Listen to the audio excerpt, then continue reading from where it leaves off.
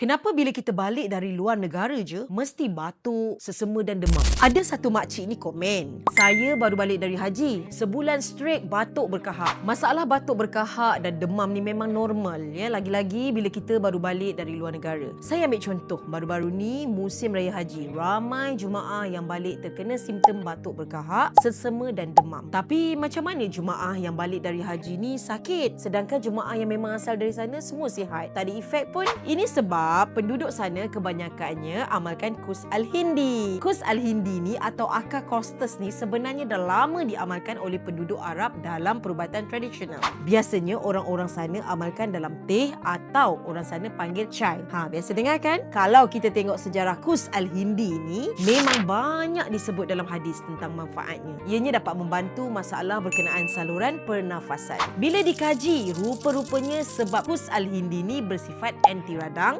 antioksidan, anti-inflammation dan antibiotik. Maksudnya, herba ni sangat efektif dalam membantu kurangkan radang dan luaskan saluran pernafasan, membasmi dan melawan kuman-kuman, mengurangkan batuk dan cairkan kahak dan menguatkan paru-paru. So, saya sangat sarankan untuk yang dah lama batuk tak baik-baik tu, berkahak, ada resdung, asma, untuk ikhtiar Qus Al-Hindi ni. InsyaAllah mujarab. Tuan-puan yang nak cuba boleh klik je butang shop now di bawah dan dapatkan diskaun 60%. Semoga bermanfaat.